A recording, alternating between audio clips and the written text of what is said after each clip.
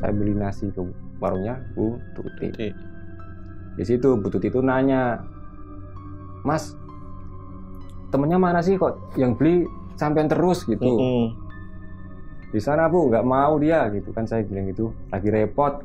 Namanya siapa Mas gitu, Bu Tuti itu, biar kenal. Saya bilang namanya Alip Bu.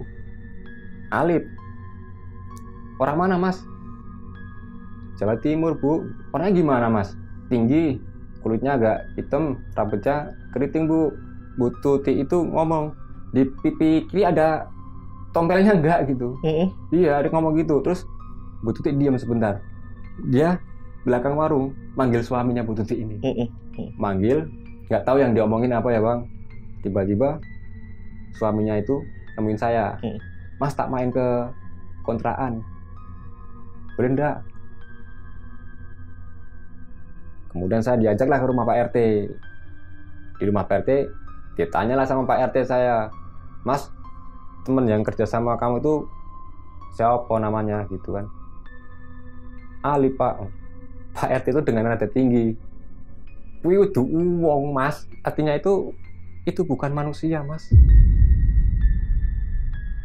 Kemudian saya pulang esokan harinya. Di situ saya dicegat sama pemilik kontrakan. Katanya nggak usah bilang-bilang. Ya saya nggak bilang ya, kurang lebih 15 tahun ini Pak. Nggak bilang dari tahun 2010 kan. Baru ini cerita Baru lagi. ini. Tapi gue yakin ini bakalan rame ceritanya Mas Andi gitu ya.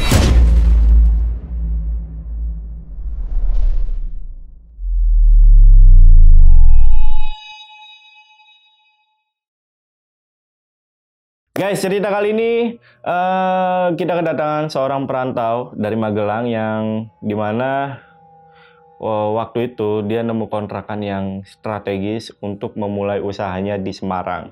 Tapi siapa yang sangka kalau kontrakan ini ternyata menyimpan banyak kisah kelam yang membuat narasumber kita kali ini itu cuma bertahan kurang lebih 30 harian di kontrakan tersebut. Kebetulan udah ada narasumbernya di samping gua, kita langsung sapa aja, namanya Mas Andi. Mas Andi, apa kabar Mas Andi? Baik Bang Jamal. Baik ya Mas ya. Terima kasih jauh-jauh dari Magelang. Sama-sama Bang Jamal. Oke, Mas Andi, dulu katanya pernah merantau ya dan datang dari Magelang ke Semarang untuk jualan kue serabi. Terus gimana ceritanya bisa nemu kontrakan yang ternyata angker di sana, Mas? Ya awalnya saya nggak curiga apa-apa Bang. Masalah kontrakan itu. Selama 30 hari lebih itu saya nggak curiga apa-apa gitu. Nggak ada kejanggalan-kejanggalan apapun di situ. Tapi di situ ada sesuatu yang disembunyikan sama warga setempat. Oke.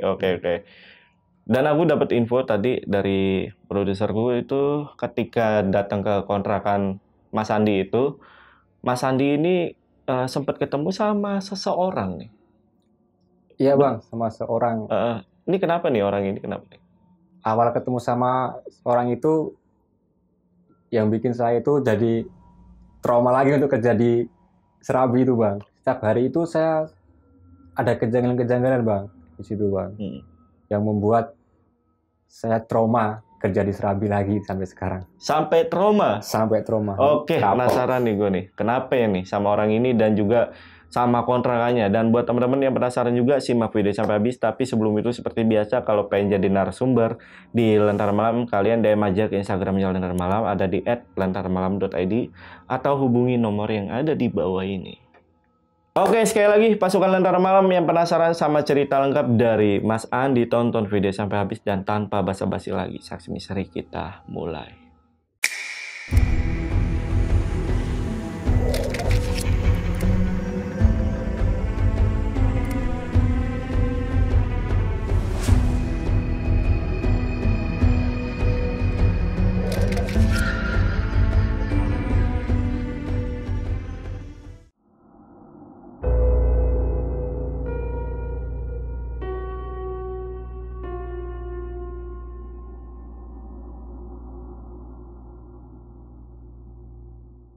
Awal cerita pindah di kontrakan itu pada tahun 2010 Kak.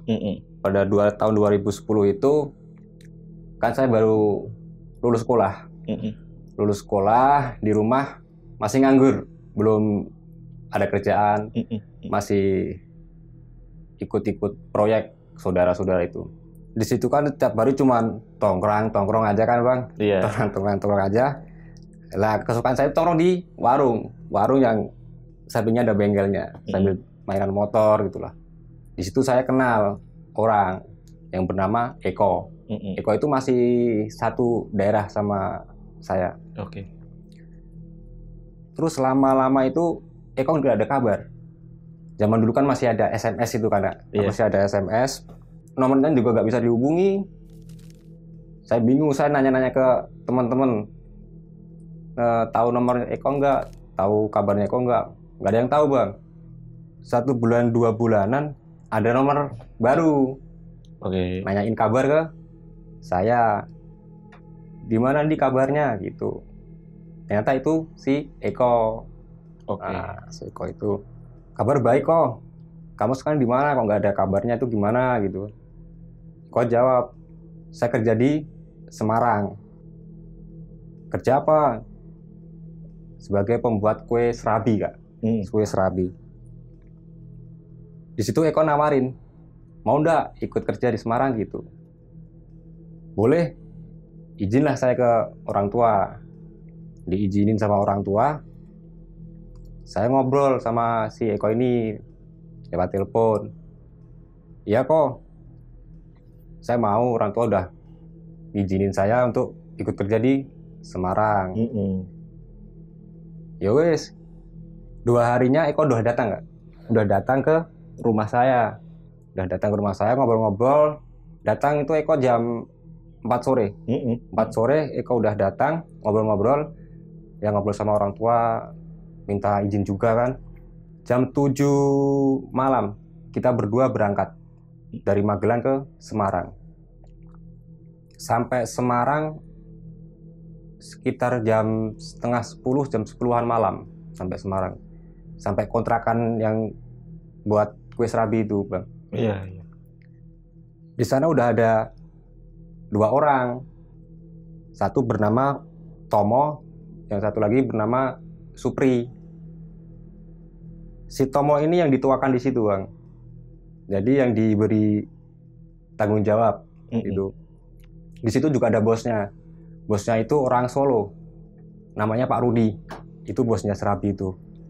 Jadi pembuatannya serabi itu ada di kontrakannya situ, Bang. Oke. Terus saya tidurnya juga di situ, sama teman-teman juga di situ tidurnya. Termasuk sama Eko. Semua jadi berempat. Saya, Eko, Tomo sama si Supri. Nah, setelah kenalan, malam ngobrol, si Tomo itu bilang ke saya, selama seminggu kamu ikut nganter dulu ke pasar, biar tahu rute jalan lah yang toko-toko yang mau dititipin kue serabi itu, Bang. Iya. Setelah itu saya disuruh bungkus itu, Kak. Disuruh bungkus serabinya itu, belajar itu selama seminggu. Udah bisa, saya udah tahu rute jalannya, udah tahu toko-toko dan pasar mana aja yang mau dititipin serabi itu. Saya diajarin masak buatnya serabi itu. Nah, di situ belajar selama seminggu. Jadi 2 minggu itu saya sudah bisa masak sama itu bungkus. Singkat ceritanya udah 1 bulan gajian pertama saya, Bang. Gajian pertama itu gajian 400.000 tahun 2010. 400.000. Ya. Iya. Tiba-tiba si Tomo ini bilang, ayo nyari kontrakan baru gitu.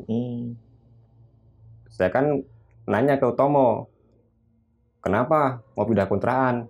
Nggak boleh diperpanjang, Bang, kata Bang. Padahal itu habis itu kurang 2 minggu lagi udah habis itu kontrakan itu. Oke. Ya, nggak boleh diperpanjang itu karena alasannya itu pemilik kontrakan berisik. Bukan berisik orang-orangnya, cuma di situ ada mesin buat penggilingan kelapa sama beras. Nah, di situ kan berisiknya itu. Oh ya udah, nggak apa-apa. Besoknya terus kita cari kontrakan bareng-bareng, Bang. Selama seminggu itu nggak dapet. Ada sih banyak kontrakan, tapi masih deket-deket sama rumah-rumah. Takutnya nanti mereka nggak nyaman, berisik gitu kan. Selama itu belum dapat. Terus kita nyari di perkampungan, tetap belum bisa. 1 minggu sebelum habis itu, si Tomo bilang ke saya, Bang, bilang kalau mau pulang ke rumah.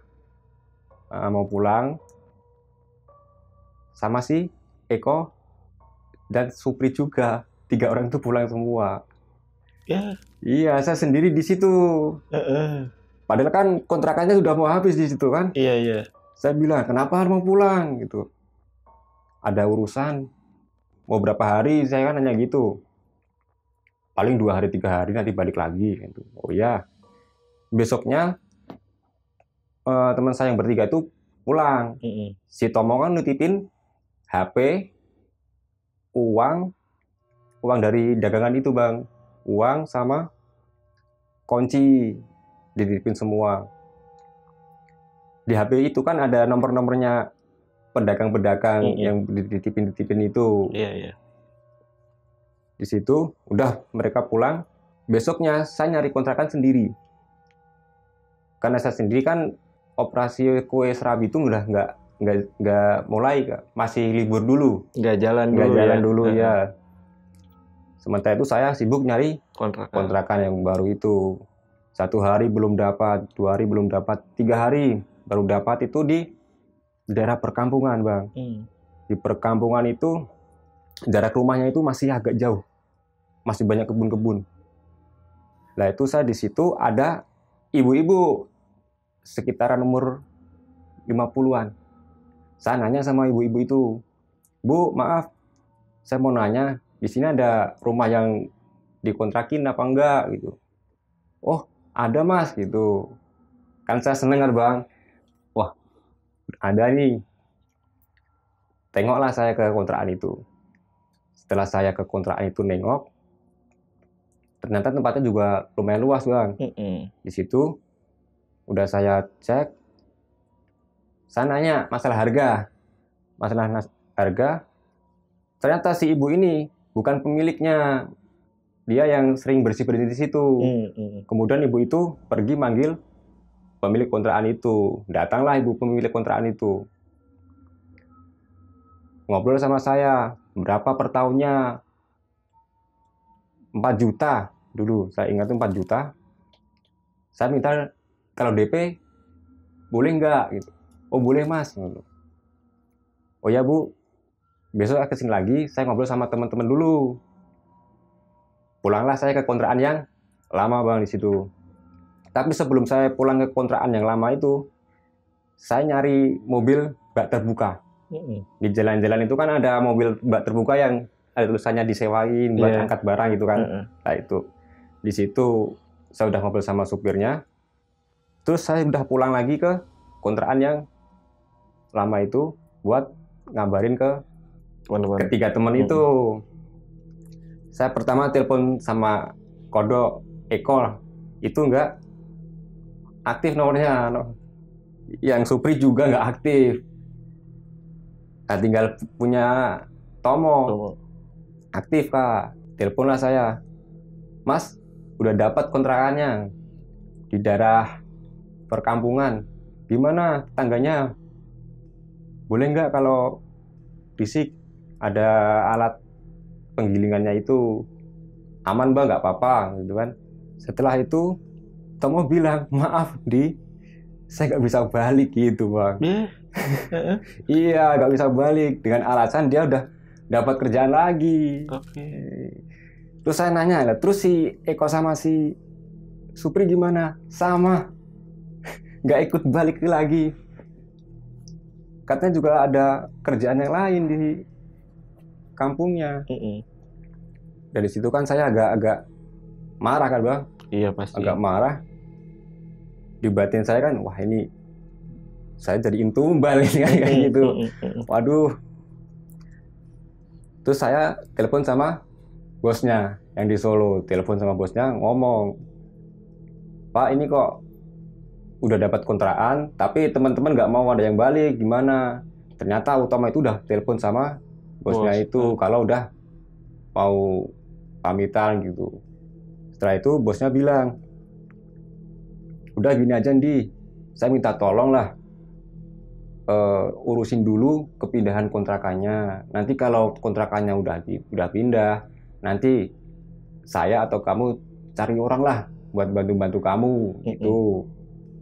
Saya bilang, oh iya Pak. Gitu. Saya itu udah bang. Esoknya saya mulai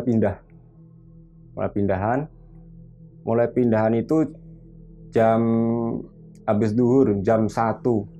Itu saya ngangkut barang sendiri bang. Sopirnya nggak mau bantu. Saya sendiri aja di situ.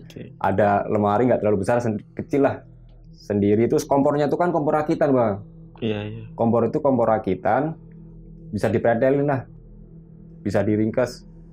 Ada tabung gas, macam-macam barang di situ, sangkut sendiri. Selesai itu jam 4 sore. Saya pamitan lah sama pemilik kontrakan itu. Terima kasih sama ngasih kunci. Itu jarak kontrakan yang lama dengan yang baru 30-45 menit bang. Lumayan jauh itu. Ya. Setelah saya angkut itu, sampailah ke kontrakan yang baru. Kontrakan yang baru itu sampai sana maghrib. Udah saya turunin semua kan. Lagi-lagi supirnya nggak mau bantu bang. Cuma mau bantu itu ngangkat tutupnya serabi itu aja, yang kecil itu aja, udah 1 kali itu. Udah itu bantu itu aja. Selanjutnya tuh saya semua yang nurunin dari mobil itu, saya semua. Setelah turun kan belum saya masukin ke rumah, masih di depan mas itu. Di situ saya kaget bang, ada orang di situ bilang, Mas tak rewangi. Apa sih? Mas tak bantu gitu. Oh, oke. Oh, lan jenengan sinten? Lah kamu siapa? Ya wes Mas, tak bantu aja gitu. Ya udah Mas, tetap tak bantu aja dulu. Udahlah, bantu. Ngangkat meja sama saya buat ditaruhin di dalam rumah itu. Jadi gini bang, dinah rumahnya itu persegi panjang itu ke belakang. Jadi depannya itu jendela semua, kaca. Pintunya itu di samping. Jadi sekali masuk itu langsung dapat ruangan utama itu. Di dalam ruangan utama itu ada sekat kamar, 1 kamar. Ada sekat lagi, dapur. Di dekat dapur itu ada kamar mandi. Dekat kamar mandi ada pintu samping belakang. Nah itu belakangnya masih ada sumur. Dan samping-sampingnya ada irigasi, ada pohon-pohon besar gitu. Udah saya sama si orang itu buat bantu saya itu udah hampir selesai. Supirnya tuh nggak pamit, kabur gitu aja bang. Kabur. Kenapa supirnya kok pergi nggak pamit? Untungnya aja udah kasih uang ongkos itu. Pas di situ saya ngobrol sama orang itu. Namanya sinten jenengan Mas gitu kan, saya nanya gitu bang. Namanya kamu siapa Mas? Jenengku Alip, asli Jawa Timur. Nek kene melu sapa Mas? Apa warga kene melu warga kene apa kepiye? Kamu di sini asli warga sini atau bukan? Dia jawab, bukan. Setelah itu ngobrol-ngobrol, dia nanya saya, sendirian aja, temannya mana? Temannya pada nggak balik, Mas, kayak gitu kan. Setelah itu Alif nanya lagi, si orang itu ngomong cara kerjanya serabi itu gimana. Saya ceritain lah. Jadi gini bang, serabi itu cara buatnya itu pertama proses itu dari sore jam 2 atau jam 3 itu udah mulai kupas kelapa, rendam beras. Jam 4, jam 5, jam 4 itu udah mulai digiling. Berasnya digiling, kelapanya diparut. Itu selesai hampir maghrib pasti itu. Hampir maghrib, tapi itu hampir maghrib itu udah cuman baru selesai penggilingan aja bang. Habis maghrib itu meras santannya itu. Meras santan sampai jam 8. Jam 8 itu santan itu direbus, dimasak sama bumbu serabinya itu. Nah, ada bumbunya, ada pandan, ada ya bumbu serabi itu. Mungkin selesai jam 8 sampai jam 9 selesai. Terus nanti istirahat. Istirahat itu mulai lagi jam 12 itu pengadonan. Diadonin dulu.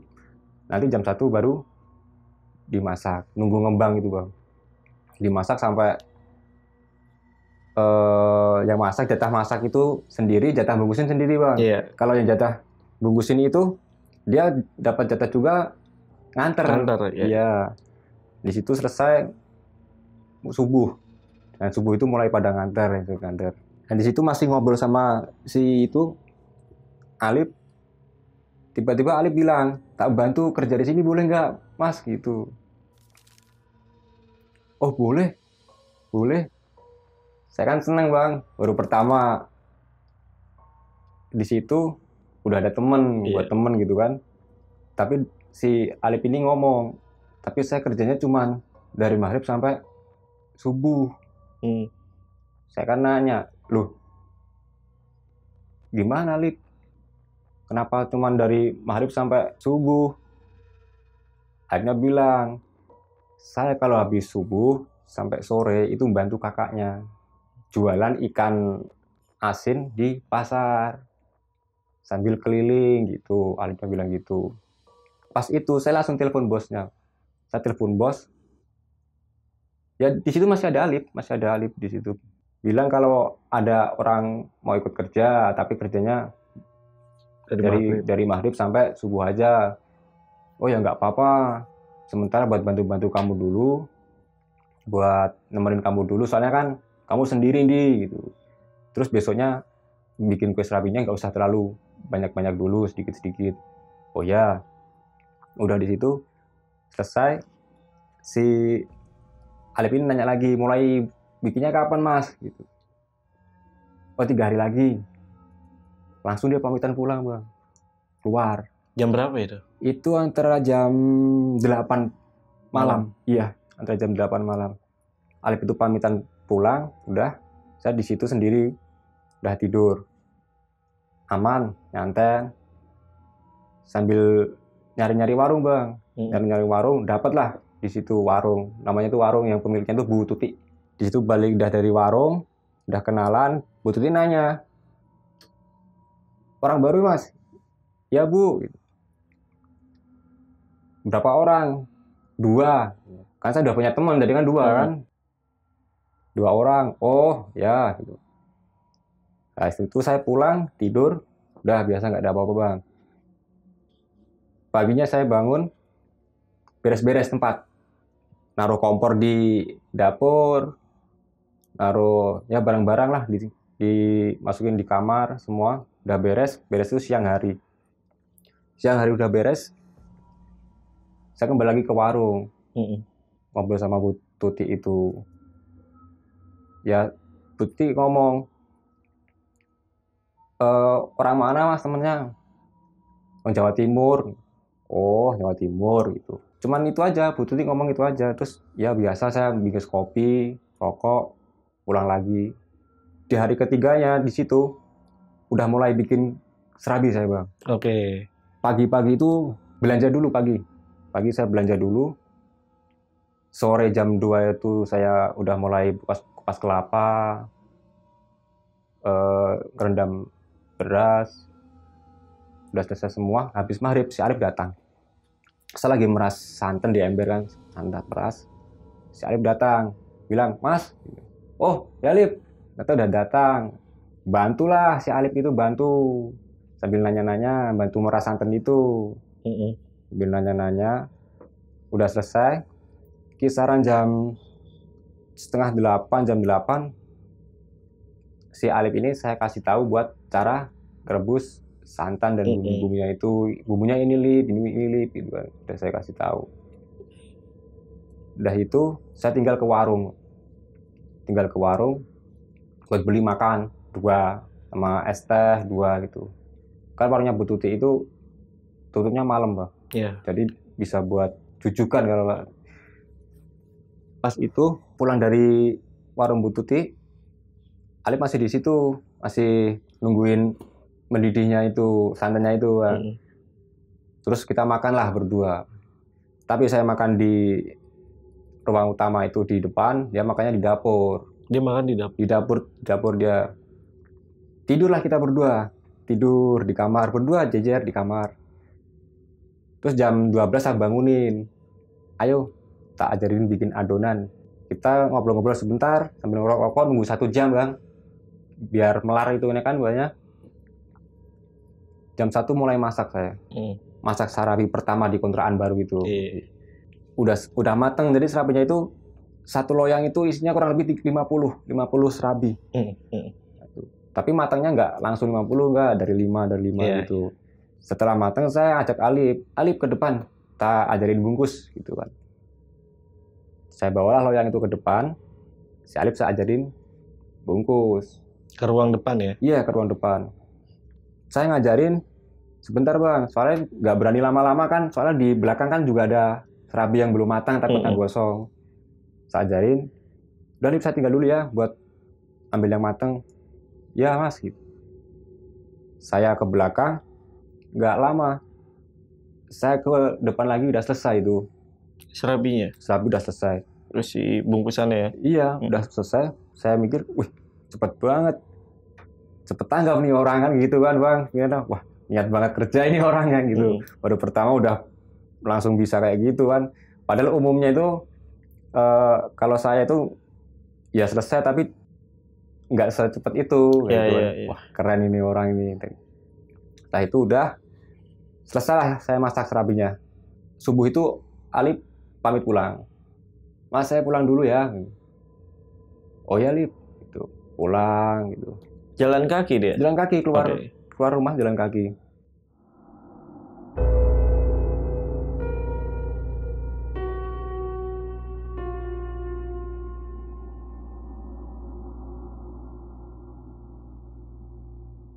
Hari berikutnya sama seperti itu. Jadi hari-hari itu sama seperti itu. Masak, dia datangnya habis maghrib, pas maghrib itu pulangnya subuh. Itu selama 1 bulan lebih itu ya sama seperti itu terus. Kayak gitu aja ya? Iya, dan saya tuh selalu beli makan itu 2. Setiap jam 9 itu saya di warung Bu Tuti itu beli makannya 2. Beli rokok kalau pas nggak ada Bang ya 2 batang gitu. Es teh 2 tiap hari sampai 30 hari lebih itu. Kan minggu itu saya libur Bang. Pada saat itu minggu saya libur. Saya ingat itu hari Senin. Soalnya habis libur kan hari Senin itu. Saya kerja seperti biasa. Di situ ya juga Alip datang di situ. Alip datang. Masih seperti biasa dia rebus santan itu. Pas dia lagi ngerebus, saya bilang, kita tinggal ke warung dulu ya. Beli nasi. Ya Mas, saya beli nasi ke warungnya Bu Tuti. Di situ Bu Tuti itu nanya, Mas, temennya mana sih kok yang beli sampean terus gitu? Di sana Bu, nggak mau dia gitu kan, saya bilang gitu. Lagi repot. Lah sekali-sekali diajak. Ya Bu, besok kalau mau. Namanya siapa Mas? Gitu, Bu Tuti itu. Biar kenal. Saya bilang, namanya Alip Bu. Alip. Orang mana Mas? Jawa Timur Bu. Nanya, orangnya gimana Mas? Tinggi, kulitnya agak hitam, rambutnya keriting Bu. Terus sebelum saya ngomong itu, Bu Tuti itu ngomong, di pipi kiri ada tompelnya enggak gitu. Iya, ada ngomong gitu. Terus saya bilang, lah, iya Bu, kok tahu? Saya kira Alip itu orang situ. Tadinya itu udah kenal gitu kan. Memang udah kenal mungkin Bu Tuti itu. Bu Tuti diam sebentar. Dia ke belakang warung manggil suaminya Bu Tuti ini. Manggil, nggak tahu yang diomongin apa ya Bang. Tiba-tiba suaminya itu nemuin saya. Nanya, Mas tak main ke kontrakan? Boleh enggak? Boleh Pak, seneng lah ada temennya gitu kan. Iya. Langsung saya ajak ke kontrakan jam 9 itu. Udah sampai kontrakan, biar kenal sama temanmu juga gitu bapaknya. Pas sampai kontrakan, saya buka pintu Bang. Saya masuk dulu. Si bapaknya belum mau masuk. Sebentar, habisin rokok. Udah ngerokok di dalam aja nggak apa-apa Pak, gitu kan. Udah, saya masuk, bapaknya ikut masuk. Duduk Pak. Udah saya persilakan duduk. Mana temanmu Mas? Gitu, bapaknya itu nanya. Itu di belakang. Oh, saya ke belakang manggil itu. Nggak ada. Alif itu nggak ada. Saya cari keluar nggak ada. Saya ngomong sama bapaknya, Pak, kok teman saya nggak ada ya? Ah mungkin lagi keluar Mas. Gitu. Saya tunggu sampai 1 jam sama bapaknya itu nggak datang-datang Bang. Terus bapaknya itu kan mungkin bosen kan pulang ke warung lagi. Nggak berselang lama si Alif itu datang. Dia dari depan. Iya. Dari depan datang. Saya nanya, Lip, dari mana? Dari itu Mas, jalan-jalan. Tadi dicariin bapak loh, bapak suami Bu Tuti pemilik warung loh. Oh, itu aja dia bilang gitu. Di situ sudah seperti biasa, bungkus lagi paginya. Udah selesai. Hari berikutnya bapaknya tuh main ke kontrakan lagi Bang. Pas saya beli nasi lagi. Ada obrolan lagi di situ? Ya cuman, temanmu masih di mana Mas? Gitu si bapaknya itu ngomong. Ya itu Pak, di kontrakan. Oh di situ. Tak main sana ya? Ya Pak, mari. Main sana lagi. Nggak ada lagi Bang. Setelah sampai rumah itu, sampai kontrakan itu udah nggak ada lagi. Sampai rumah tuh nggak ada lagi. Saya cari. Lagi nggak ada. Sampai malam bapaknya itu nggak pulang. Alif itu nggak datang. Yang kedua sampai jam berapa tuh Mas? Yang kedua itu sampai jam 11-an. Jam 11-an ya? Dari jam 9 itu. Dari jam 9? Dari jam 9. 2 jam tuh? Iya. Itu si Alif nggak datang. Nggak ada di situ. Di dalam. Dari itu bapaknya, Mas ikut saya yuk gitu. Kemana Pak? Pak RT. Saya kan takut Bang. Takutnya itu ada masalah apa di situ kan? Iya. Serius soalnya ngomongnya. Iya serius. KTP saya udah ngumpulin. Ada apa ya?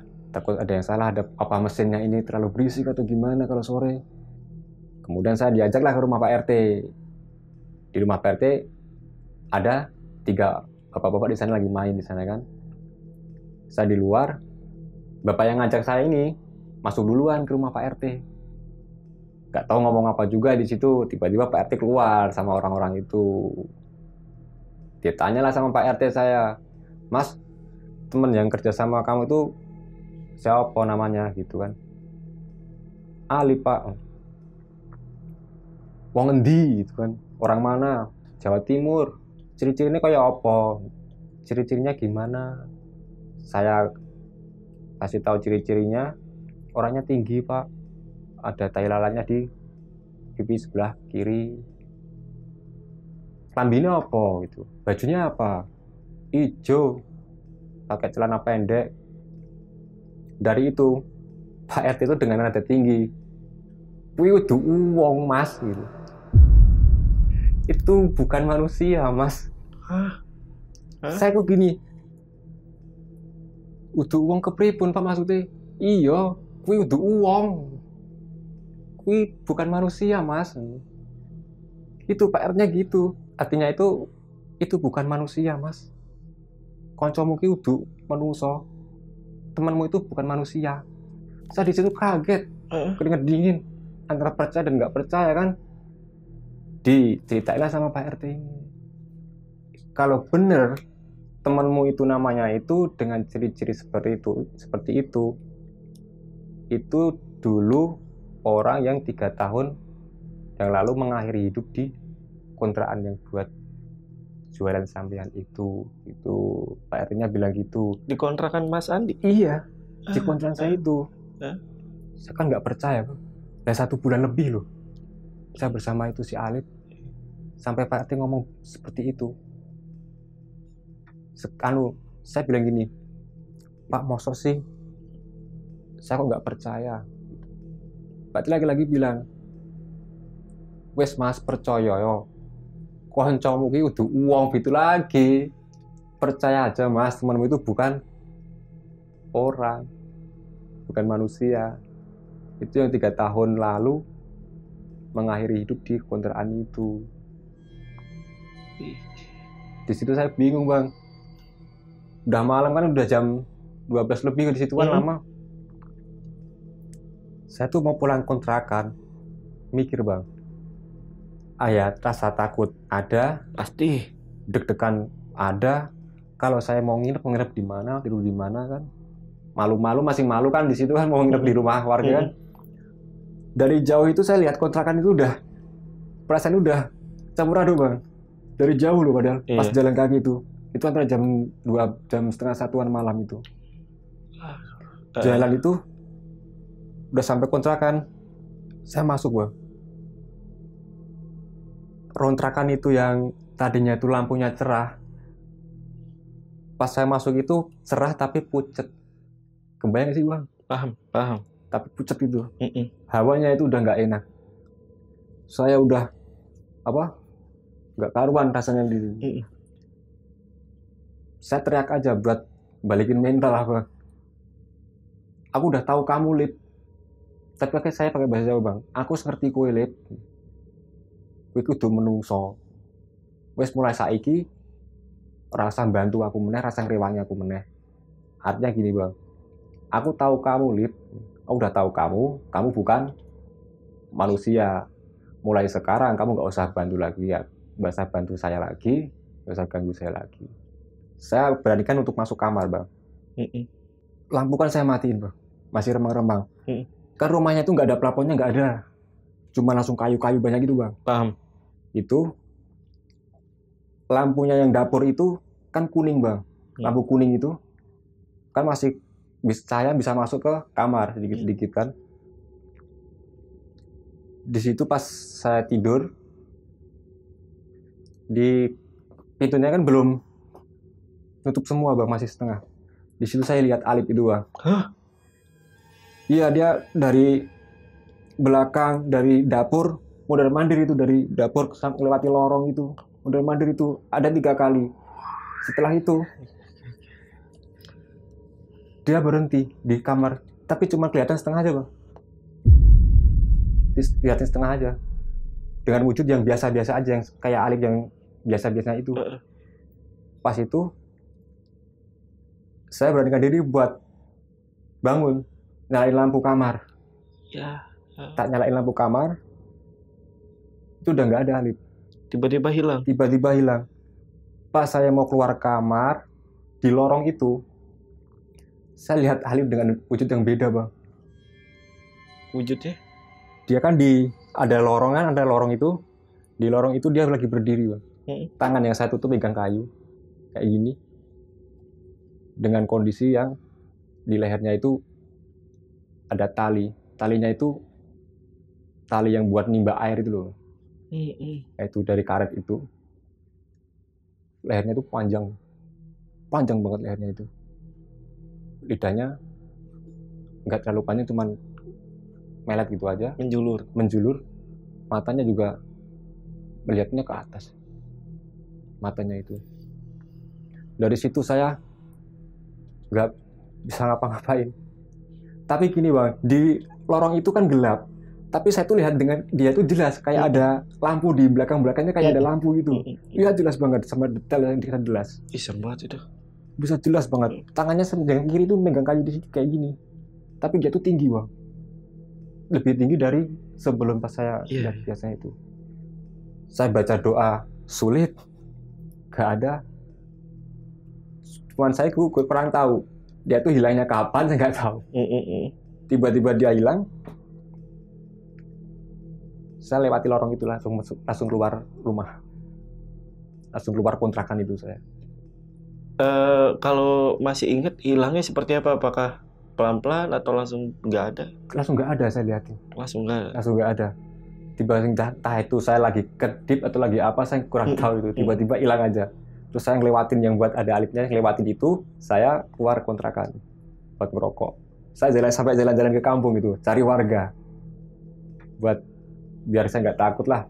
Tapi nggak ada di situ warga. Mau ketuk-ketuk pintu juga nggak berani saya. Jam berapaan Mas itu Mas? Jam 1. Jam 1 ya? Jam 1 malam itu. Wah gila sih. Jam 1 malam itu. Kebayang tuh yang tadi Ali berdiri di kamar tuh. Tapi pas di kamar tuh cuma Iya setengah aja. setengah. Tapi menghadap ke Saya. iya, wish. Itu dengan kondisi yang masih normal-normal aja. Iya iya. Nggak yang seperti yang di lorong. Tadi merinding gue Mas tadi. Iya iya, lanjut. Pas udah jam 3 saya masuk Bang. Ya elah. Jam 3 itu saya masuk di kontrakan itu. Jam 3. Masuk di kontrakan. Saya tuh kenapa? Saya tuh kepengen ke dapur, nggak tahu. Dapur. Ke dapur, di situ ada lagi. Tapi lagi jongkok Bang. Lagi jongkok ngadep ke sana, nggak ngadep ke saya.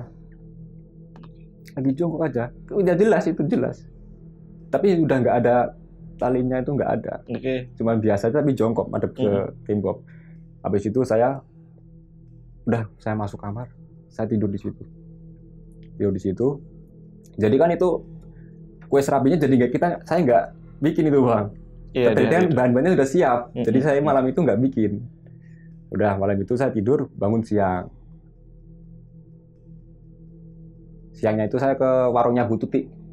Langsung ke warung Bu Tuti. Warungnya Bu Tuti, tapi saya nggak cerita dulu itu. Cuma tanya libur Mas, iya libur gitu aja. Kenapa gak cerita sih ya? Terus pas itu sore saya balik lagi Bang. Maghrib itu azan maghrib saya pulang. Tapi kenapa saya itu waktu itu tuh nggak ada rasa takut Bang. Oke. Kayak ada rasa lupa gitu loh.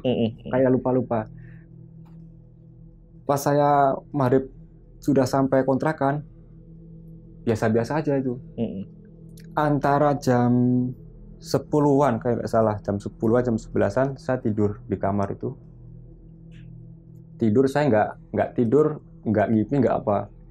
Pas ngeliatin ini ada kaki di atas wajah saya, tapi cuman kaki aja Bang, telapak kaki aja kayak bergerak-gerak gini. Tapi saya nggak lihat badannya, nggak lihat kepalanya, nggak, cuma lihat kakinya itu aja.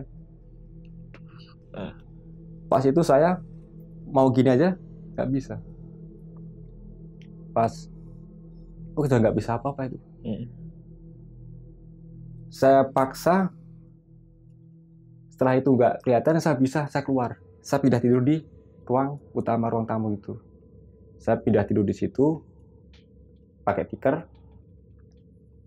Dan di situ tuh saya dengar kayak itu Bang, kayu kalau ada bebannya itu kalau kan ada bunyi krek gitu kan. Tapi saya bunyinya itu di kamar. Oke. Kamar saya kan di ruang depan. Saya biarin aja lah. Apa mungkin tikus atau apa, tapi semakin kenceng itu suaranya itu. Berarti suaranya dari atas ya, atas kamar gitu ya? Iya, ada kayu kan di situ. Nggak salah lama ada kayak orang masak serabi.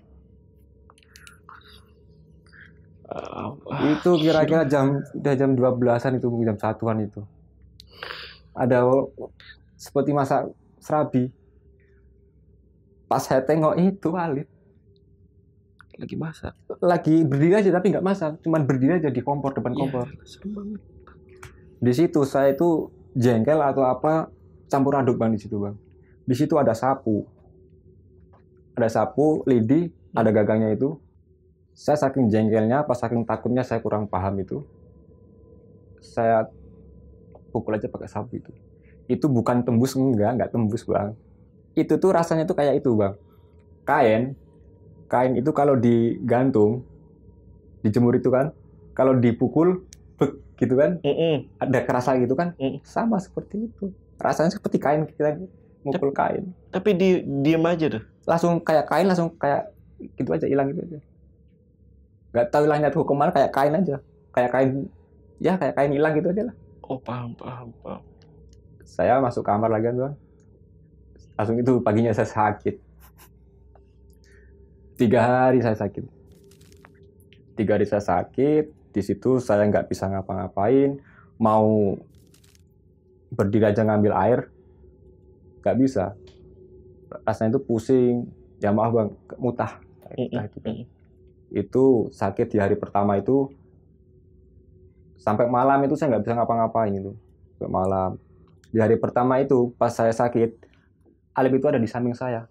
Nggak tahu itu jam berapa. Ingat itu jam berapa. Di dalam kamar. Di dalam ruang tamu saya nggak tidur di kamar. Itu saya tidurnya di depan. Saya tidur di depan itu karena saya mau ke kamar itu nggak kuat, Bang. Nggak bisa. Tahu-tahu ada Alip. Alip lagi, saya tidur di sini kan. Dia lagi duduk aja di sebelah saya. Jarak 1 meter mungkin. Duduk menghadap kemana deh? Menghadap ke depan. Nggak ke saya, nggak. Ke tembok dia. Ke tembok aja. Saya cuma lihat punggungnya dia. Itu selama semalam itu, Bang. Berapa kali aja dia. Ketika kebangun, ada dia. Setiap saya kebangun, ada dia. Itu sampai malam itu rasanya itu lama, Bang. Pasti, lama banget. Pasti. Tibalah pagi, Bang. Saya masih belum bisa apa-apain. Di hari kedua saya sakit itu, siangnya nggak ada apa-apa, malamnya lagi. Pas saya tidur, di ruang saya itu banyak kucing, Bang. Kucing. Kucing itu banyak banget nih. Kucing itu kalau dihitung puluhan itu di ruangan itu. Toto ada di dalam kamar? Ada dalam rumah? Ada di dalam rumah itu. Banyak banget. Kan saya senang sama kucing. Saya kasih makan kucing gitu, Bang.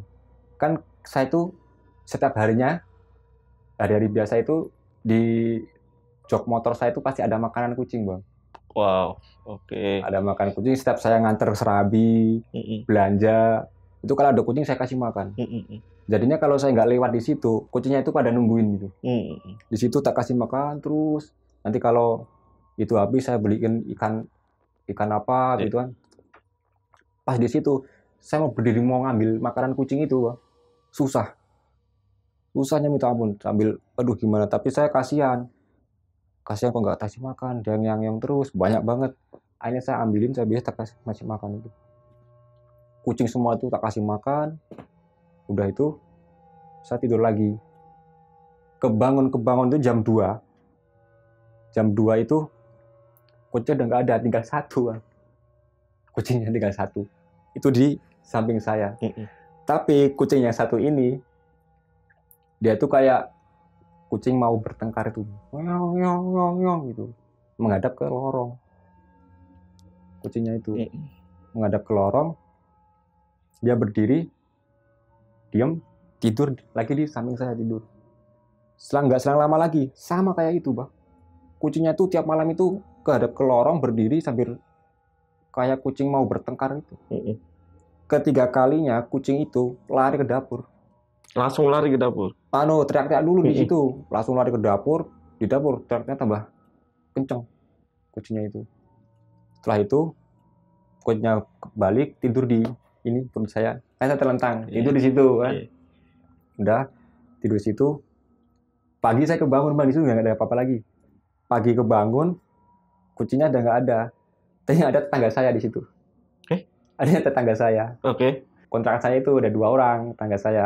Dikira itu saya nggak kelihatannya, dikira saya pulang kampung. Tapi mereka udah pada di dalam, Toto? Udah pada di dalam, udah bawa makanan sama teh itu. Bubur, Bang. Bubur. Saya ingat sayurnya sayur tahu itu. Ya, sama teh itu. Dikira tuh saya itu pulang. Terus saya dibeliin itu kan. Ternyata saya sakit gitu. Cerita-cerita lah di situ. Kok nggak bilang kalau kamu sakit gitu. Gimana mau bilang, Pak? Saya aja nggak bisa kemana-mana kan gitu. Ada apa, Mas? Ada apa-apa? Saya belum cerita itu. Seharian itu 2 orang itu dikontrakan. Gini, Pak, saya mau pulang kok ke Magelang. Nanti sore paling. Besok aja, Mas, tunggu sehat dulu. Sekarang malam ini nginep di rumah saya dulu. Ditawarin ya. Itu. Saya rasa kan dari badan belum enak kan, oke-oke aja lah. Kan? Saya nginep di bapaknya itu. Rumahnya bapaknya itu deket rumahnya Bu Tuti, warung itu deket. Jadi di situ sore saya berangkat ke situ, sudah saya kunci kan orang itu kontrakan. Saya udah bawa pakaian semua, barang-barang yang sekiranya penting saya bawa. Saya nginep lah di situ sambil ngobrol-ngobrol sampai malam, sampai warga situ, sampai sama Bu Tuti. Di situ saya cerita semua dari awal sampai akhir itu saya cerita semua. Dan saya kan nanya di situ, Bang. kok nggak bilang sih kalau dulu buat rumah itu buat mengakhiri hidup gitu kan. Ya itu warga itu sungkan bang sama pemilik kontrakannya itu. Karena pemilik kontrakannya itu orang berada di situ. Dan warganya itu udah diwanti-wanti sama Bapak RT dan sama pemilik kontraknya itu. Karena Bapak RT ini juga saudaranya sama pemilik kontrakan. Saudara itu. Oke, paham. Di situ saya ngobrol-ngobrol, saya nanya, penyebabnya apa? Kok Alip sampai mengakhiri hidup gitu kan? Yang tahu Bu Tuti ini bang, karena Bu Tuti ini tempat curhatnya si Alip semasa masih hidup. Nah, itu setiap hari ke situ, cerita. Katanya itu pas malam itu Alip lihat ceweknya boncengan sama laki-laki lain di situ. Kan sebelum Alip tahu kalau ceweknya ini sama laki-laki lain, di SMS itu di telepon nggak pernah diangkat. Jadinya Alip itu punya keinginan pengen ke rumahnya bang. Pengen ke rumahnya, papasan lah di jalan. Pas udah berhenti, Alip tuh nanya, kenapa gitu kan? Si ceweknya ini ngomong, siapa sih? Aku nggak kenal kamu gitu. Aku nggak kenal kamu siapa gitu. Oke, paham. Pura-pura nggak tahu ya. Pura-pura nggak tahu itu. Terus pergi, diusir. Kemudian ceweknya itu lanjut jalan sama cowoknya itu. Hari keduanya, Alip kan masih penasaran bang, masih bergejolak mungkin hatinya bang. Iya mungkin ya. Nah itu langsung mau pengen datang ke rumahnya nemuin ibunya. Pas mau datang ke rumahnya di gang itu papasan lagi sama si ceweknya. Ya sama laki-laki itu sama. Di situ bilang kalau dia itu nggak suka sama si Alip gitu. Saya lebih suka sama ini gitu, sama yang diboncengin itu. Orang tua saya juga nggak suka katanya gitu. Terus pergi aja itu katanya perempuan itu pergi aja. Alip langsung nemuin ke orang tuanya. Ketemulah di situ sama orang tuanya si cewek itu. Di situ ketemu si orang tua ceweknya ini bilang, maaf ya Alip, nggak usah deketin anak saya lagi gitu. Anak saya sudah punya calon. Sekarang kamu pulang aja gitu. Alip pulang. Sebelum keluar dari rumahnya gerbangnya itu diteriakin sama si ibunya itu, Lip, kamu terakhir ya injek rumah sini gitu. Pulanglah ke warung Bu Tuti ini, curhat itu. Cerita semua Curhat sama Bu Tuti. Oh, dari situ ya detailnya ya, Bu Tuti ya. Dan nggak cuman itu bang, si Alip ini banyak utang. Utangnya ini buat apa bang? Buat biayai kuliah pacarnya itu. Sama ngelunasin motor pacarnya itu. Setelah lunas, ibunya ambil motor, yang beliin juga si Alip itu. Itu nggak tahu kredit atau apa, kurang tahu. Yang penting yang saya tahu ibunya itu beli motor, yang bayarin si Alip itu. Habislah hartanya Alip ini untuk si ceweknya ya. Kehidupan sehari-hari juga yang nanggung itu si Alip ceweknya itu. Nggak cuma biaya kuliah aja, saya hidupkan sehari-hari. Kerja memang si Alip. Si ceweknya ini. Alip. Akhirnya bekerja. Saya itu lagi bekerja sebagai itu penjual. Bukan serabi kan? Bukan. Oh, bukan serabi. Aduh. Oke. Jual ikan asin itu. Oke. Ternyata dia tuh utangnya banyak juga, Pak. Katanya Bu Tuti, Bu, kalau saya mungkin kerja 20 tahun, utang saya nggak bakal lunas. Saking banyak utangnya mungkin ya, Bang. Nah, dari itu saya tahu, Bang. Dari Bu Tuti itu saya tahu penyebabnya Alip itu mengakhiri hidup di kontrakan itu, Bang. Dan saya nanya yang dulu yang nemuin Alip pertama siapa di kontrakan itu kan. Ternyata itu ada warga pagi-pagi mau kerja bakti itu, Bang. Mau nyari Alip. Nah, diketuk nggak ada suara. Masuk dia warga itu ke rumah itu. Buka kamar, lihat Alip udah mengakhiri hidup di kamar itu. Oh, di kamar Di kamar yang buat saya tidur itu. dengan cara yang itu. Iya paham. Nah, itu terus saya kan nggak nanya lagi, terus yang bawa pulang siapa, terus saya nggak nanya itu. Jadi saya kurang paham kalau itu.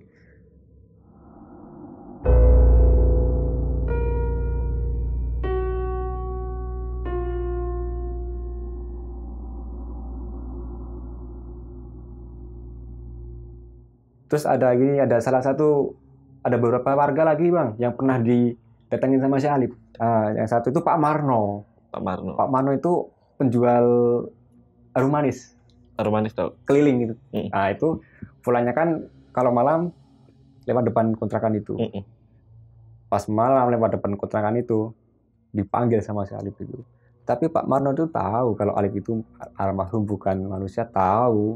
Tapi Pak Marno itu memang mentalnya memang ngeri itu, bagus. Dijualin sama Pak Marno. Tapi Pak Marno tahu kalau Alip itu udah diladenin lah. Dia bayar. Dan itu setelah bayar masuklah ke kontrakan itu si Alip. Dan semasa hidupnya katanya si Pak Marno ini dulu pas masih hidup, Alip itu sering beliin harum manis itu, beliin pacarnya ketika pacarnya sering main ke kontrakan situ bang. Semasa hidupnya dulu katanya Pak Marno ini. Katanya pas dulu jualan sering dipanggil beliin harum manis pacarnya itu ketika pas pacarnya main ke kontrakan itu. Ada satu lagi warga yang tiba-tiba itu nyeletuk bang, Mas Andi, gak usah takut kalau kayak gitu, gak usah takut. Derajatnya kita itu lebih tinggi daripada itu. Kalau kita berani, dia yang takut. Tapi kalau kita takut, dia yang berani. Ada salah satu warga yang nyeletuk, alah dulu aja kamu ditampakin kabur kok. Iya. Terus diceritain lah di situ bang. Bapak yang itu yang sok berani itu. Dulu tuh sore-sore kan dia punya kebun singkong di samping kontrakannya itu.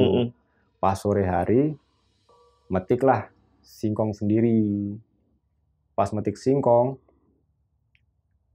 ada suara batuk-batuk. Pas ditengok, ada Alip lagi berdiri di pintu belakang yang dekat sumur itu. Lagi berdiri di situ. Bapak itu langsung kabur. Katanya lari, teriak-teriak sambil jatuh ke irigasi itu. Di situ ditolongin warga kan. Warga ke situ bang, mau lihat apa sih gitu. Lihatin ke kontrakan itu. Di situ tuh ada salah satu pohon singkong yang udah patah. Di situ ada celana dalamnya Pak itu yang ketakutan itu. Kok bisa ada celana dalam nyantelnya gitu?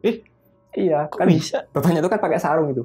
Oke. Pakai sarung. Pas ketakutan itu nggak tahu kenapa kok bisa-bisanya bisa nyantel di pohon singkong itu. Dia pertama nggak mau ngakui Kak. Gak mau ngakuin kalau itu bukan punya saya, tapi lama-lama ngakuin. Dan dia sendiri tuh nggak tahu kok bisa nyantel sampai situ. Celana dalamnya itu. Nggak tahu apakah nyangkut pada saat lari atau tiba-tiba kepindah aja gitu, nggak tahu.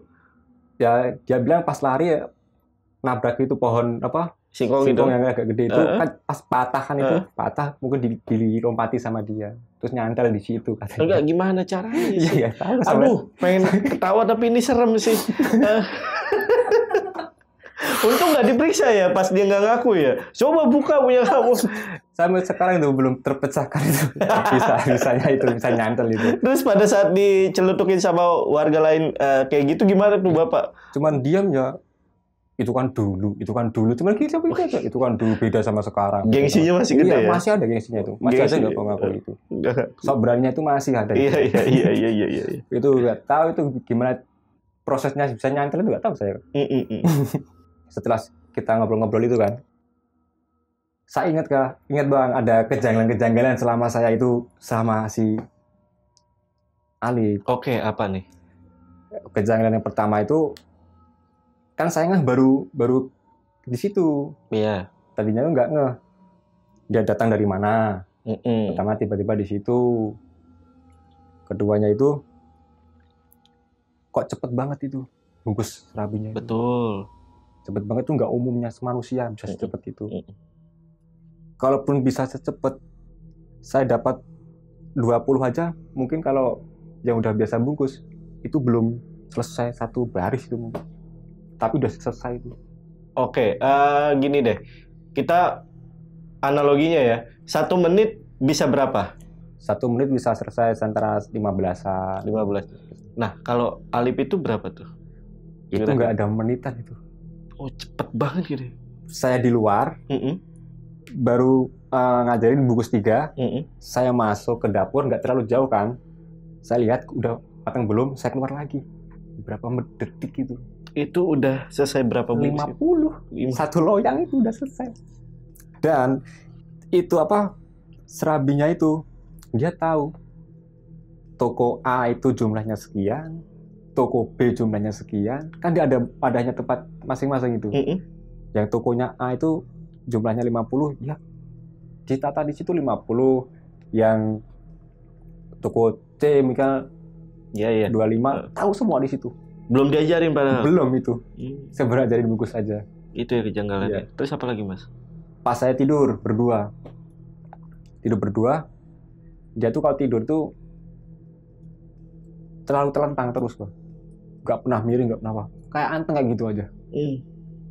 Ketika saya kebangun jam berapapun dia kayak gitu modelnya. Tapi merem. Kurang itu ya. Kurang ngeh ya. Oke, nggak apa-apa. Ya, terus pas saya tidur agak miring, saya kan nyenggol tangannya dia, dingin. Tapi kayak gembur loh, Bang. Bukan keras, nggak gembur. Kayak apa ya? Kayak kapas itulah. Tapi dingin banget. Saya bangunin itu. Lip, kamu sakit, Lip? Lip, kamu sakit? Enggak kok. Cuma tenggorokannya, cuma lehernya aja yang sakit. Kenapa? Tak beliin obat ya ke warung ya? Enggak usah. Dari kapan kamu sakit, Lip? Udah dari 3 tahun yang lalu. Padahal 3 tahun yang lalu kan pas Alip nggak ada. Dia ngomong kayak gitu? Iya, ngomong kayak gitu ketika saya masih kerja bersama Alip itu.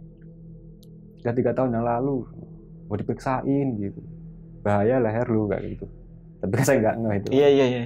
Terus kejanggalan berikutnya itu, kalau saya sholat pasti Alip itu pergi mandi. Saya baca Yasin malam Jumat itu, dia masuk kamar mandi pasti mandi. Kalau apapun soal agama dia mandi. Sampai selesai baru keluar. Tapi dia nggak basah, bro. Nggak basah itu enggak. Tapi kedengaran suara. Kedengaran jelas, dekat kan itu jelas pasti mandi. Itu. Tapi kalau keluar itu nggak pernah basah. Kaki nggak pernah basah. Kan biasanya kalau orang habis mandi kan kakinya kan ada basah-basahnya, itu nggak ada. Nggak ada basah-basahnya. Pernah periksa nggak kamar mandi kering gitu? Apa enggak? Enggak saya. Enggak ya. Enggak. Wajar. Terus nasi yang dulu saya bungkusin itu, Bang. Itu nggak dimakan ternyata. Itu ada di bawah kompor semua itu. Di bawah kompor. Banyak, Mas. Saya nyium bau baru itu. Sebelum saya nginep ke rumah warga itu. Pada saat sakit? Pada saat sakit. Pas ada 2 warga di situ nemenin saya itu. Saya kan ke belakang itu dulu. Bau, ada kayak bau-bau itu apa tak cari. Ternyata nasi. Dia dibungkusin semua di situ. Kan kompor, ini kan kompor. Ada tutupnya di triplek itu. Dia di dalam itu. Numpuk dong, Mas? Numpuk. Tak hitung aja 35 atau 30 berapa itu. Ya sama harinya 30. Di situ. Kemarin-kemarin nggak bau, tapi pas itu bau. Oke, terus apa lagi? Makanya itu kalau Alip tuh kalau makan sering ke dapur, mungkin itu. Iya. Kan saya masih di warung, ada itu, Bang. Kan di warung pas mau pulang ke Magelang itu, kan sampai malam, Bang, saya ngobrol-ngobrol di rumah warga itu sampai malam. Kemudian saya pulang esokan harinya. Saya pulang keesokan hariannya. Di situ saya dicegat sama pemilik kontrakan, sama PRT. Dicegat. Katanya nggak usah bilang-bilang gitu. sama pemilik kontrakan itu. Sampai ya saya nggak bilang yang kurang lebih 15 tahun ini, Bang. Nggak bilang dari tahun 2010 kan. Baru ini cerita baru ini. Paling ke ibu saya. Iya. Tapi gue yakin ini bakalan rame ceritanya Mas Andi gitu ya. Cuman tenang, aman Mas. Kita nggak nyebutin lokasi segala macam ya. Oke. Pada akhirnya Mas Andi pulang dan aman. Itu saya mau dikasih uang Sama? pemilik kontrakan. Tapi saya nggak mau. Udah saya nggak mau bilang-bilang. Udah itu dibawa ibu aja. Oh, untuk maaf, sorry, kayak tutup mulut gitu. Mungkin. Iya, iya. Terus sama Pak R-nya juga, udah nggak apa-apa diterima gitu. Saya tetap nggak Nolak ya? tetap nolak saya. Saya nggak bakal bilang, Bu, Pak, saya nggak bakal bilang gitu. Nah itu kan, saya langsung pulang Magelang. Setelah pulang Magelang, seminggu nganggur, terus saya dapat kerjaan lagi di Warung Soto. Pas puasa itu Bang, saya ingat pas puasa, habis terawih gitu. Saya kan lagi jualin soto itu, saya kan kerja di situ kan. Jualin soto, di situ ada Alip lagi di situ Bang. Ya. Iya, di dekat gerobak yang soto itu. Ada Alip. Nggak bilang apa-apa, cuman berdiri ngadep ke pagar gitu aja. Di situ. Saya kalau itu orang biasa, kalau pergi pasti lewat depan saya, cuman jalannya itu aksesnya cuman gitu. Dia tiba-tiba hilang aja. Tapi itu sudah jelas itu Alip. Singkat ceritanya saya udah gak kerja lagi di soto. Saya cuma 1 bulan Bang di soto itu. Sudah 1 bulan. Itu lama lagi saya nggak ditampakin sama si Alip ini. Terus saya ditampakin lagi itu selisih berapa minggu ya. Itu ada yang meninggal di kampung saya. Pas tahlilan malam keberapa saya kurang tahu, itu lupa. Ada Alip lagi di situ pas ikut tahlilan itu. Tapi dia nggak ikut gerombolan yang orang-orang tahlilan itu, enggak Bang. Dia nggak bisa. Tapi saya di situ nggak takut. Cuma lihat Alip gitu. Dia duduk di batu bata, ditumpuk itu. Saya berdiri, saya samperin, nggak ada, hilang. Nah itu pas lihat itu ada bau-bau yang aneh, pasti itu kayak ada santan direbus gitu. Terakhir ngelihat penampakannya Alip di mana? Saya pribadi lihat penampakannya Alip itu pada tahun 2021 kemarin. 2021 terakhir ya? Terakhir. Oke, gimana tuh, lagi apa ceritanya? Pas keadaan itu kan COVID ya Bang ya, masih COVID itu kan. Saya kan kalau jual madu itu kan laku. Saya nyari sama teman saya orang Purworejo, madu klanceng. Itu yang rumah tawannya kecil-kecil, yang rumahnya ada di bambu. Nah itu, saya nyari itu di kebun bambu. Dari rumah saya itu mungkin setengah jam ada motor. Setengah jam, saya berdua sama si itu. Berdua, hari pertama saya nyari itu sama teman saya itu, berjarak Bang, berangkat bareng, tapi kalau udah sampai lokasi berjarak. Entah 50 meter atau 100 meter itu di kebun bambu. Setiap kali itu saya dapat banyak Bang. Mungkin 20. Itu satunya 50.000 Bang dulu. Wih, oke. Satunya 50.000, saya dapat 20, kadang 30. Itu teman saya tuh nggak dapat, paling cuma saya dapat 2. Tiap hari kayak gitu. Kan kayak kasihan, dia punya anak kecil kan, punya saya tak bagi. Tak bagi terus, satu hari tak bagi. Kamu jauh-jauh dari Purworejo, kasihan kan cuma bawa 2 gitu kan. Saya dapat 20, saya bagi, tambahin 8. Saya dapat 30, tak kasih 10 gitu. Hari ketiganya itu nyari lagi. Pas nyari itu berangkatnya agak malam Bang, itu Bang. Biasanya kan jam 4 sore itu udah berangkat. Lah kenapa carinya kok malam hari? Itu kalau carinya tuh siang hari, tawonnya itu pada cari makan kan, jadi di rumahnya itu kosong. Iya. Kalau malam kan pada ngumpul di situ. Nanti di pintunya itu kasih lakban aja, langsung dipotong bambunya. Ya, itu. Pas hari ketiga saya nyari sama teman saya itu lagi, dengan jarak yang jauh di situ. Di situ dia lagi ngobrol sama Alip Bang. Di kebun itu. Iya, lagi ngobrol sama si Alip. Wah, anjir. Saya dari jauh kelihatan. Kok biasa sampai cahaya senternya tuh nggak kemana-mana, udah di situ aja. Oh, istirahat. Kayaknya istirahat ya. Saya tengok. Oh iya, saya deketin lagi, ternyata dia lagi ngobrol sama si Alip gitu. Semakin dekat, semakin jelas itu Alip itu.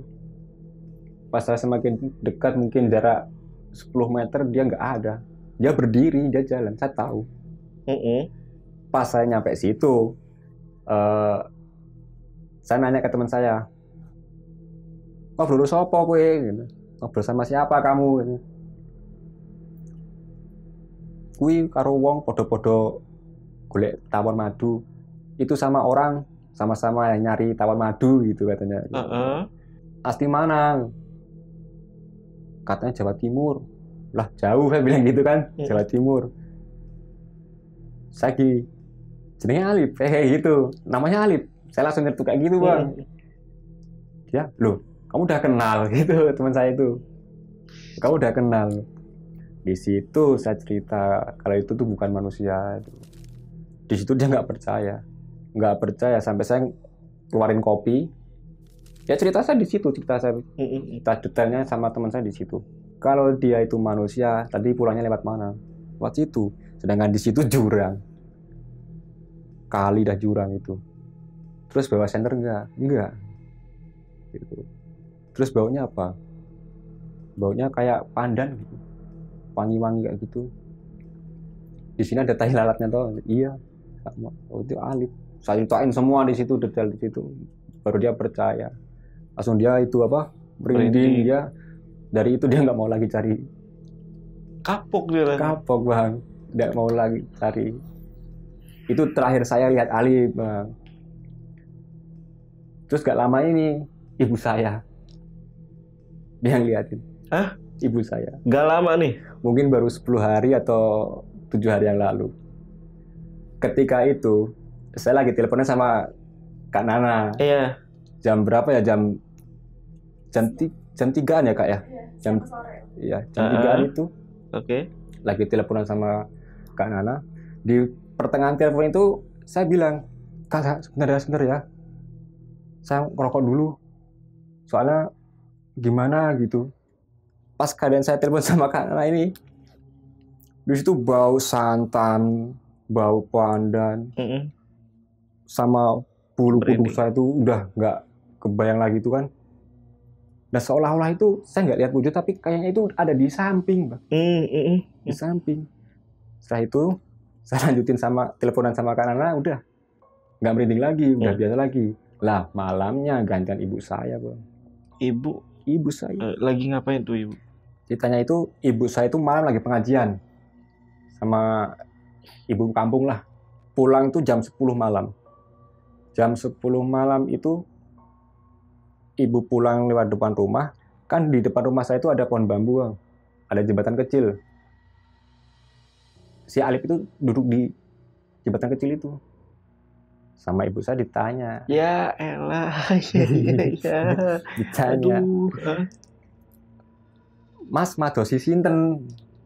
Madosi Andi po. Andi sekeluar, sekmedal. Artinya itu, Mas nyari siapa? Nyari Andi ya. Andi lagi keluar. Ditunggu sebentar lah gitu. Disuruh masuk sama ibu. Disuruh masuk. Mas ditenggo jero rien. Mas ditunggu dalam dulu. Mau Alip. Ketika ibu saya mau bikinin kopi, pas keluar, Alip gak ada. Gak selang lama saya pulang. Ibu saya ngomong, "Saka ngendi? Mau ana sing goleki. Dari mana tadi ada yang nyari?"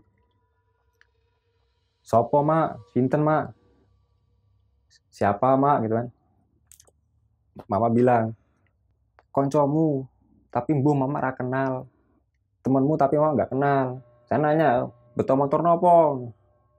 "Nggak pakai motor, cuman jalan kaki," katanya. Tapi pas ketika dibikinin kopi, udah nggak ada. Saya nanya lah ciri-cirinya, Bang. "Mak, ciri-cirinya kepripun?" Mikir lah Mama kan. Wongnya dhuwur, orangnya tinggi, rambutnya keriting, terus ada tompel. Ibu saya nyebutnya tompel. Iya. Ada tompelnya di pipi kiri gitu. Terus kelaminnya apa mah? Hijau, gambar jamur. Kan itu Alif pakainya itu hijau, ada gambar jamurnya itu. Tahu baju itu tahu. Ya, udah sih situ udah fix itu Alif, udah nggak ada yang lain. Iya lagi itu baju di tahun-tahun segitu lagi rame. Ada jamur, warnanya hijau. Gambar jamur kan? Iya, jamur. Iya. Thierry. Itu udah terakhir itu 10 hari atau 7 hari yang lalu lah ibu saya itu. Yang bener Mas. Iya. Pas saya teleponan sama Kak Nana itu juga enggak kebayang yang lain soalnya. Maksudnya apakah masih ngikut gitu berarti sampai sekarang gitu? Ya kadang sih. Si Masnya. Tapi saya nggak pernah lihat kalau sekarang ini. Nah, ingetin nak ciri-cirinya. Iya. Pakai baju hijau. Kan tadi kayak katanya bau santan ya. Jadi bau pandan. Bau pandan ya. Jadi kayak kita was-was apakah ada bau. Bukan soal itu. Nanti kalau misalnya kita ketemu di tengah jalan orang yang pakai baju hijau, kita harus sudah sadar. Ada tombelnya itu. Oke. Iya kan? Gak ada yang tahu loh soal itu. Wah, tapi saya kira tadi di sini saya kira loh. Tapi saya nggak lihat, cuman iya, nggak ada di sini, nggak ada. Oke, itu terakhir ya. Terakhir itu. Oke, Mas Andi sebenarnya aku mau bahas tentang kejanggalannya lagi nih. Iya. Ini benar juga gak soal almarhum Mas Alif ini ketika datang itu untuk yang pertama kali, bukan yang pertama kali kerja. Iya. Nah, dia datang tiba-tiba padahal belum ditelepon. Belum. Ya. Belum. Bener ya? Bener. Iya, gue curiga di situ tuh. Ini kayaknya belum ditelepon nih, Pak. Tapi kok udah datang ya gitu ya? Iya, pas itu kan belum kenal juga. Belum minta nomornya bahkan ya? Belum. Pas datang pertama itu kan. Yang ini, yang pertama kali kerja. Kan tadinya dia nanya pas ngobrol sama saya itu kan. Sambil saya tadi jelasin denah itu, dia kan ngobrol mulainya kapan. Oh, dia inget itu doang? Iya. Dan benar-benar datang dia itu. Oh iya. Ya, tapi bermodalkan itu aja gitu kan? Iya. Nggak ada HP, dia nggak pegang HP. Oh iya. Kadang itu HP kan masih HP Asia itu Bang biasanya. Mas, pakai sendal nggak? Maaf nih, agak detail ya aku. Apa ya? Pakai. Swallow. Tapi sendalnya itu yang kayak yang mulus itu enggak. Kayak nggak sendal mulus itu enggak. Yang udah ada tatu-tatu, ada cap-cap. Iya pas masuk rumah buka sendal kan gitu. Buka sendal. Oke. Nah, ketika benar ini ada kaitannya. Ketika Mas Andi pertama kali sama suaminya Bu Tuti itu datang ke kontrakan, sendalnya Alif itu ada gak? Enggak? Enggak saya. Enggak ya. Enggak. Oke, enggak apa-apa. Tapi wajar. Pertama saya lihat Alif, pas dia bantu saya dia pakai sandal. Pas pertama saya ketemu Alif, pas dia bilang, "Mas tak bantu," gitu. Dia pakai sandal. Itu saya ingat. Ingat ya? Ingat. Oke. Karena kalau dari cerita tadi, Mas Andi itu kan nggak ada nih si Mas Alif ya? Iya. Langsung lihat sendal, apakah sendal juga biasanya orang ya? Kalau aku tuh gitu, beneran pergi kemana gitu, sendalnya emang nggak ada berarti emang pergi gitu. Enggak ke situ ya? Oke, nggak apa-apa. Wow, tapi ini ceritanya gila sih. Nah, Mas yang mau aku tanyain, Mas. Mas Andi ketika sakit itu nggak dikunci pintunya kah? Karena kucing masuk, terus juga sama tadi warga itu ada langsung masuk kamar juga gitu. Pas saya sakit itu kan saya tidurnya nggak di kamar, Bang. Iya. Ya, di ruang depan. Ruang depan itu. Pintu saya tutup itu. Soalnya kalau malam kebuka kan saya terasa dingin kan. Itu saya lihat itu tertutup. Dan saya pun bingung kucingnya itu masuk dari mana, saya nggak tahu. Dan saya ngomong sama tetangga saya yang dua itu yang datang itu pagi itu. Dia bilang pintunya ketutup, terus saya buka aja gitu. Takutnya kenapa-napa. Kalau pulang kampung mungkin kalau namanya tetangga nggak ada kabar pasti dibuka, dikunci berarti pulang gitu kan. Itu pas dibuka itu nggak dikunci, tapi nutup itu.